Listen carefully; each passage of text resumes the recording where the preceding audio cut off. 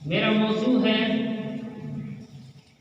मौत एक अटल हकीकत है। अल्लाह रब्बुल आलमीन ने कुरान मजीद के अंदर फरमाया, कुल्लु नफ्सिन ज़ाइक़तुल मौत। लोगों,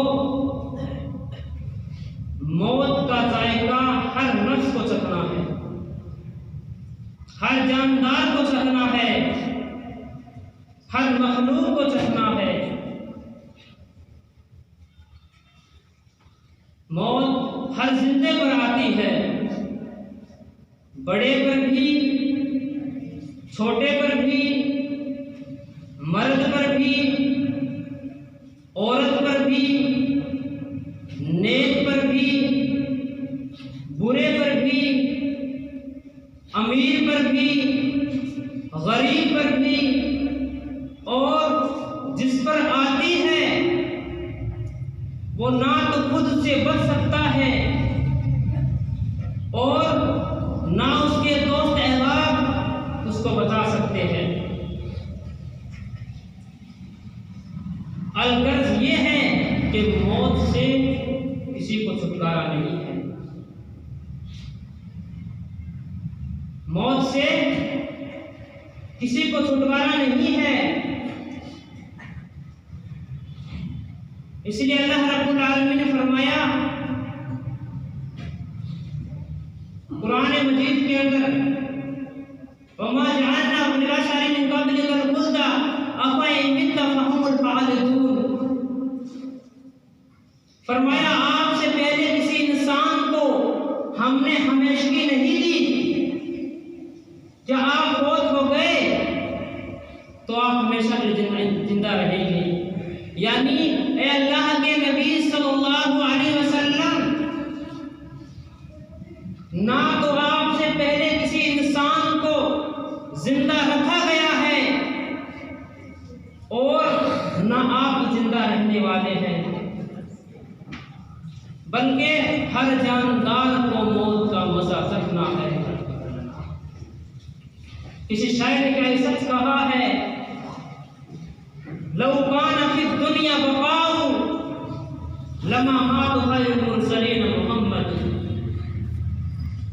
यानी अगर दुनिया में किसी के लिए बका होती, छुटकारा होती, तो अल्लाह के नबी सल्लल्लाहु अलैहि वसल्लम इस दुनिया को छोड़कर ना जाते। अल्लाह के नबी सल्लल्लाहु अलैहि वसल्लम दुनिया को छोड़कर ना जाते। सही बुखारी मुस्लिम की हदीस है, अबू हुरैरा रज़ियल्लाहु अन्हु बयान करते हैं, उरसिला मलकुल मौत इला मूसा अलैहिस्सलाम, के मौत के फरिश्ते को मूसा अलैहिस्सलाम की तरफ भेजा गया। जब वो फरिश्ता मूसा अलैहिस्सलाम के पास आया तो मूसा अलैहिस्सलाम ने उसको थप्पड़ मारा और उसकी एक आंख फोड़ डाली। मौत का फरिश्ता फिर अल्लाह रब्बुल आलमीन के पास वापस गया और कहने लगा, या अल्लाह, तूने मुझे किस बंदे के पास भेजा था जो मौत का ख्वाहिशमंद ही नहीं है, मौत की तमन्ना भी नहीं करता, जो मरना ही नहीं चाहता। तो अल्लाह रब्बुल आलमीन ने उस फरिश्ते की आंख वापस लौटाई और कहा, जाओ और उससे कहो कि वो एक बेल के ऊपर अपना हाथ रखे और जितने बाल उसके हाथ के नीचे आएंगे उनमें से हर एक बाल के बदले उनकी 1 साल मजीद बढ़ा दी जाएगी। यानी हर एक बाल के बदले उनकी 1 साल बढ़ा दी जाएगी। मूसा अलैहिस्सलाम ने कहा, काल ऐ रब्बी, ऐ मेरे रब, सुम्मा माज़ा काला, फिर क्या होगा? तो अल्लाह रब्बुल आलमीन ने कहा, सुम्मल मौत, ऐ मूसा, फिर मौत, फिर मौत। तो मूसा अलैहिस्सलाम ने कहा, अल्लाह, फिर मौत ही है तो मुझे अभी मंजूर है। तो मेरे भाइयों, इस हदीस से साबित हुआ कि मौत से कतई छुटकारा नहीं है। चाहे कोई कितनी लंबी उम्र क्यों ना पाले, और मौत अपने वक्त मुकर्रर पर आती है। वो ना एक लम्हा पहले आती है और ना एक लम्हा ताखिर करके आती है, ना एक सेकंड पहले आती है, ना एक सेकंड बाद में आती है। इसलिए अल्लाह रब्बुल आलमीन ने कहा, वलन युअख्खिरुल्लाहु नफ्सन इज़ा जाअ अजलुहा वल्लाहु खबीरुम बिमा तअमलून। और जब किसी का मुकर्रर वक्त आ जाता है, जब किसी का मौत का वक्त आ जाता है, तो अल्लाह रब्बुल आलमीन उसे हरगिज़ मोहलत नहीं देता। और जो कुछ तुम करते हो अल्लाह ताला उसे बाखबर है। एक इंसान को ना तो मौत का वक्त मालूम है और ना उसे ये पता है कि ये कहाँ आएगी। अपनी मौत के मुकर्रर वक्त पर आदमी जिस हालत में होगा, जहां होगा, मौत उसे आकर रहेगी। अल्लाह रब्बुल आलमीन ने फरमाया, वमा तदरी नफ्सुम माज़ा तक्सिबु गदन वमा तदरी नफ्सुम माज़ा तक्सिबु गदन वमा तदरी नफ्सुम बिअय्यि अर्ज़िन तमूतु इन्नल्लाहा अलीमुन खबीर। फरमाया, यानी मौत का कुछ पता नहीं है, कहाँ आएगी, घर में आएगी या घर से बाहर आएगी, या बाजार में आएगी, या मस्जिद में आएगी, या जवानी में आएगी, या बुढ़ापे में आएगी, या अपने आरज़ू और ख्वाहिशों को पूरी करने के बाद आएगी या पहले आएगी, किसी को कुछ मालूम नहीं है। अल्लाह रब्बुल आलमीन ने फरमाया, ऐनमा तकूनु युदरिकुमुल मौत वलौ कुंतुम फी बुरूजिन मुशय्यदा। कहा, तुम जहां कहीं भी होगे मौत तुम्हें आ पकड़ेगी। तुम जहां कहीं भी होगे मौत तुम्हें आ पकड़ेगी। फी बुरूजिन मुशय्यदा, होया तुम कितनी मजबूत दिलों में क्यों ना छुप जाओ, तुम कितनी ही मजबूत जगहों में क्यों ना छुप जाओ, मौत तुम्हें आ पकड़ेगी। और मौत से कोई शख्स राह फरार इख्तियार नहीं कर सकता, मौत से कोई शख्स भाग नहीं सकता। अल्लाह रब्बुल आलमीन ने फरमाया, कुल इन्नमल मौतल्लज़ी तुफिर्रूना मिन्हु फइन्नहु मुलाक़ीकुम सुम्मा तुरद्दूना इला आलिमिल ग़ैबि वश्शहादति फयुनब्बिउकुम बिमा कुंतुम तामलून। फरमाया, कह दीजिए, जिस मौत से तुम भाग रहे हो वो तुम्हें आकर ही रहेगी। जिस मौत से तुम भाग रहे हो वो तुम्हें आकर ही रहेगी, और तुम सबको फिर उस जात की तरफ लौटा दिए जाओगे जो हर छुपी हुई हर जाहिर चीज को जानने वाला है, और वो तुम्हें तुम्हारे तमाम के कामों के मुताबिक खबरदार करेगा। वो तुम्हारे जितने भी काम दुनिया के अंदर करके जाओ, उन सब का तुम्हें हिसाब देगा। मेरे भाइयों, इन तमाम बातों से पता ये चला कि हर इंसान को मौत का मजा चखना है, क्योंकि इन तमाम बातों के अंदर एक बात का ये पता चला कि अल्लाह ने आपको भी कहा, आप सल्लल्लाहु अलैहि वसल्लम को कहा, आप सल्लल्लाहु अलैहि वसल्लम को भी कहा, ऐ नबी, आपको भी यहाँ से जाना है, आपको इस दुनिया को छोड़कर जाना है, और आप इस दुनिया को छोड़कर चले गए, यानी वफात पा गए। बल्कि इसी पर बस नहीं, अगर आपकी मौत की शक्तियों को देखा जाए तो आपको पता चलेगा कि मौत की शक्तियां किस तरह होती है। सही बुखारी की हदीस है, अम्मा आयशा रज़ियल्लाहु अन्हा बयान करती है कि अल्लाह के नबी सल्लल्लाहु अलैहि वसल्लम जब मरज़ल मौत में थे, आपके सामने पानी का प्याला रखा हुआ था, आपके सामने पानी का प्याला रखा हुआ था। आप पानी में अपने हाथों को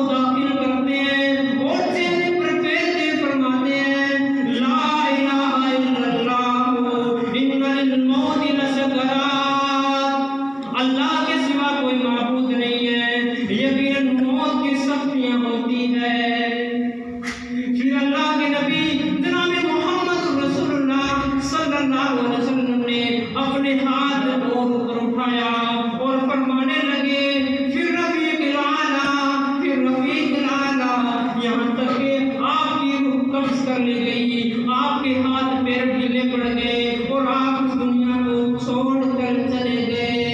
मुसलमानों, नौजवान साथियों, मुकाम गौर है, सुनने का मुकाम है और फिक्र करने का मुकाम है। ये हालत थी जनाब मोहम्मद रसूलुल्लाह सल्लल्लाहु अलैहि वसल्लम की। हालांकि आप तो इंसानों में सबसे ज्यादा महबूब थे, इंसानों और पैगंबरों में सबसे ज्यादा अल्लाह के महबूब थे, पैगंबरों के सरदार थे। आपको भी मौत की सख्तियों का पता चल रहा है, आपको भी मौत की सख्तियों का एहसास हो रहा है। तो मेरे भाइयों, जरा सोचिए और फिक्र कीजिए कि मौत के वक्त मेरी और आपकी हालत क्या होगी, मौत के वक्त मेरा और आपका हाल क्या होगा। इसलिए नौजवान साथियों, मुसलमानों, इस उम्र को, इस जिंदगी को, इस जवानी को अल्लाह की राह में लगाओ, इस अल्लाह की राह में लगाओ, नमाज पढ़ो, इस्लाम के 5 अर्कान को पूरा करो। अगर हम इस जवानी को, इस उम्र को, इस जिंदगी को अल्लाह की राह में लगाएंगे तो आगे हमारे लिए आसानी होगी, कब्र के अंदर हमारे लिए आसानी होगी, कल मैदान महशर में हमारे लिए आसानी होगी, कल क़यामत के दिन जब हिसाब किताब का दिन होगा जब हमारे लिए आसानी होगी। इसलिए मुसलमानों, किसी शायर ने क्या खूब कहा है, अल मौतु कदहुन कुल्लु नफ्सिन शारिबुहु वल कब्रु बाबुन कुल्लु नफ्सिन दाखिलुहु। फरमाया अल मौतु कदहुन कुल्लु नफ्सिन शारिबुहु, फरमाया मौत एक प्याला है, मौत एक प्याला है जिसको हम सबको पीना है। वल कब्रु बाबुन कुल्लु नफ्सिन दाखिलुहु, और कब्र एक दरवाजा है जिसके अंदर हम सबको दाखिल होना है, जिसके अंदर हम सबको दाखिल होना है। मुसलमानों, कब्र की अंधेरी, रात की अंधेरी और वो सुनसान जंगल। इसलिए मुसलमानों, तैयारी कीजिए, आखिरत की तैयारी कीजिए, मौत की। इसलिए अल्लाह रब्बुल आलमीन ने कहा, वाबुद रब्बका हत्ता बियदिकल यकीन, फरमाया लोगों मेरी इबादत करते रहो यहाँ तक कि तुम्हें मौत नहीं आ जाए। क्योंकि जब तक इंसान इस दुनिया में रहता है तब तक इंसान अपने आप को अल्लाह की राह में लगाकर इबादत कर लेता है और सवाब कमा लेता है। अल्लाह की राह में लगाकर इबादत कर लेता है और सवाब कमा लेता है। लेकिन इंसान इस दुनिया से चला जाता है तो कौन सा ऐसा रास्ता है जिससे उस मुर्दे को सवाब पहुंचे? तो हमें अल्लाह और उसके रसूल की तरफ लौटना होगा, क्योंकि वही हमारे लिए आइडियल है, तरीका है, नमूना है। अल्लाह के नबी सल्लल्लाहु अलैहि वसल्लम ने फरमाया कि इंसान के मर जाने के बाद 3 चीजें ऐसी हैं जिससे उसको सवाब पहुंचता रहता है। फरमाया इज़ा मातल इंसानु इनक़तअ अन्हु अमलुहु इल्ला मिन सलास सदक़तिन जारियतिन औ इल्मिन युंतफ़अु बिही औ वलदिन सालिहिन यद'उ लहु। फरमाया एक इंसान के मर जाने के बाद जब एक इंसान इस दुनिया को छोड़कर चला जाता है तो उसकी सारी चीजें मुनक़ता हो जाती है, खत्म हो जाती है, सिवाय 3 चीजों के। नंबर 1 सदका जारिया। सदका जारिया के अंदर यानी आपने मस्जिद बनवाई, या आपने मदरसा बनवाया, या आपने मस्जिद की ईंटें दिलवाई, या आपने पंखे लगवाए, या आपने गर्म पानी का हीटर लगवाया। और नंबर 2, आप आलिम हैं, आपने बच्चों को पढ़ाया, या पढ़ा नहीं सके लेकिन दीन की खिदमत की, चाहे किसी भी तरह हो, किताबों की शक्ल में या आलिमों के जरिए दीन का काम किया, दावत का काम किया। और नंबर 3, नेक सहले औलाद, आपने अपने बच्चों को पढ़ाया, यानी दीनी तालीम हासिल करवाया, या आपने अपने बच्चों को नेक औलाद बनाया, तो आपको मरने के बाद सवाब मिलता रहेगा। लेकिन आपने अपने जिंदगी में वो काम नहीं किया जिससे दुनिया में फायदा हो और आखिरत में फायदा हो। हालांकि अल्लाह रब्बुल आलमीन ने कुरान मुक़द्दस की किताब के अंदर एक सूरत भी नाजिल कर दी है, और उस सूरत को नाजिल करने के बाद लोगों को एक पैगाम पहुंचा दिया कि इल्म की बड़ी फजीलत है, और वो सूरह कलम है। बल्कि इसी पर बस नहीं,